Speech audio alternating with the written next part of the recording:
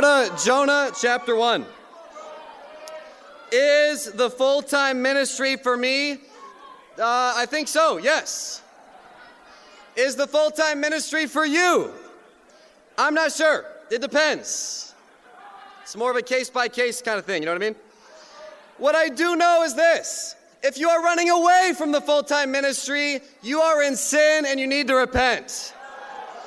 However, if you are chasing the full-time ministry, you are probably also in sin and you need to repent. The correct attitude to have towards the full-time ministry is surrender. If it would honor God to be in the full-time ministry, you need to be surrendered to be in the full-time ministry. But if it would honor God and His kingdom for you to not be in the full-time ministry, then you got to be surrendered to that instead. In Jonah chapter 1, in verse 2, go to the great city of Nineveh and preach against it, because its wickedness has come up before me. But Jonah ran away from the Lord. Some people are runners. You know, you come to a conference and you love the fellowship, you love singing, you're Kane's second biggest fan because I'm number one. And you're so excited to be here, but as soon as you get asked to lead something, you're a runner, you're a track star.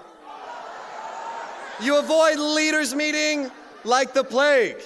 And you want to be around it, but you don't want expectations.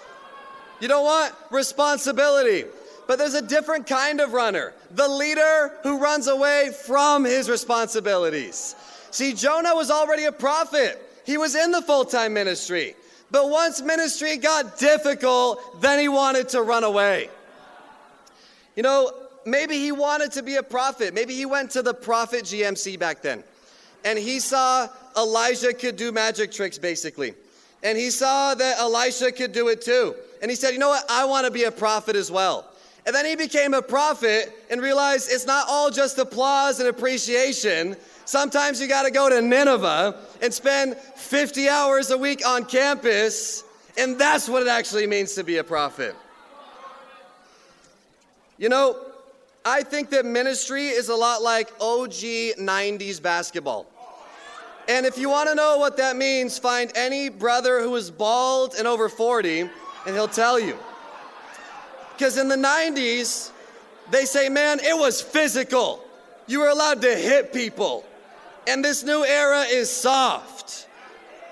And I think that ministry is a lot like 90s basketball in the sense that everyone likes the idea of it until they actually have to participate in it. And I think our brother Joel learned that on Tuesday.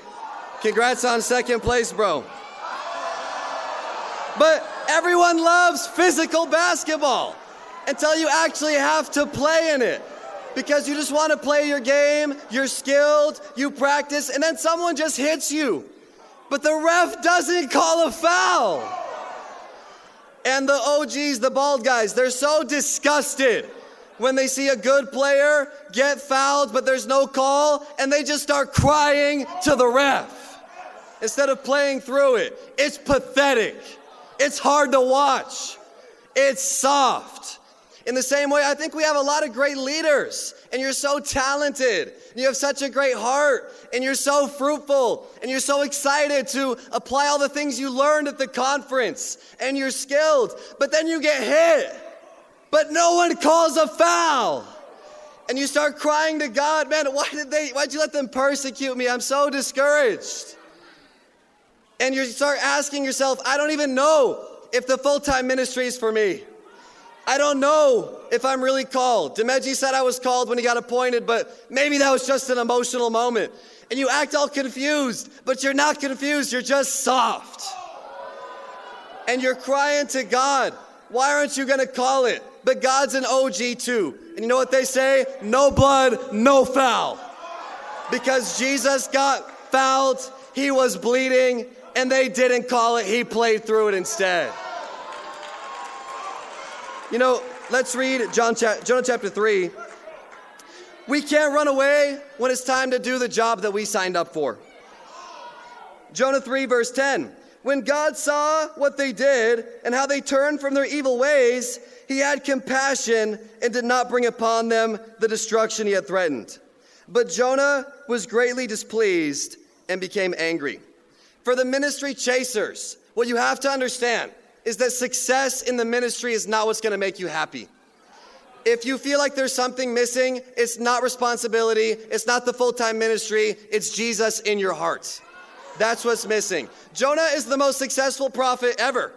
He went into a city and converted everybody. Imagine going to London by yourself and you convert everybody. And you know how Jonah felt? Empty inside. Because no amount of success, no amount of appreciation, no amount of applause, no amount of responsibility, no amount of hugs and encouragement is going to make up for an absence of a close and intimate relationship with God. And you can spot the ministry chasers a mile away. You know, they go up here to preach and they're like, don't give me the glory. I don't want any glory. Please don't worship me. And we're like, no one was going to give you any glory. You sound so weird when you say that. You know, I knew an evangelist that once asked me, do you think you could still be faithful if you came out of the ministry? That is the dumbest question I've ever heard in my life. I actually knew 2 evangelists that said that, and they're actually both in the RCW now, which is kind of interesting. So take that for what it is.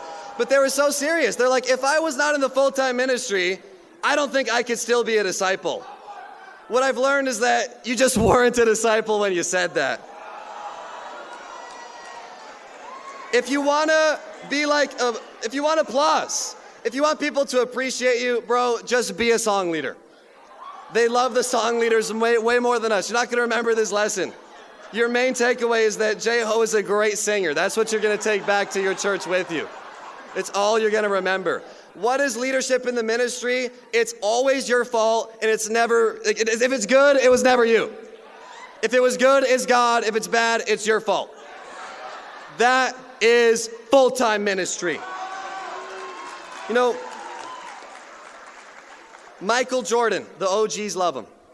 He would have been a great evangelist because he was not afraid to take the last shot.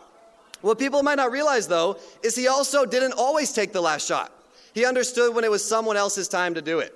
You know, there's a famous clip where Michael Jordan knows he's going to get double teamed. And he tells his teammate, they're going to double team me. I'm going to pass you the ball. You have to win the game. And you know what he said? I won't let the team down. That's what full-time ministry is.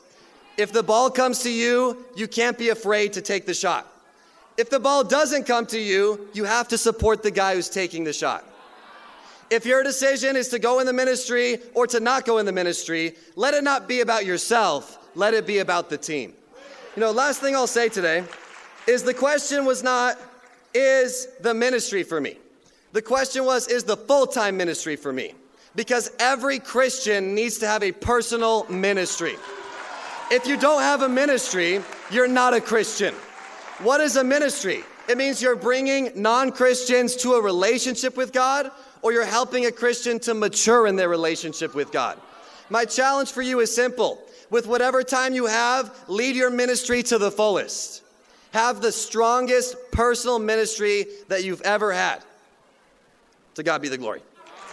New generation, we are the new generation. Every single nation.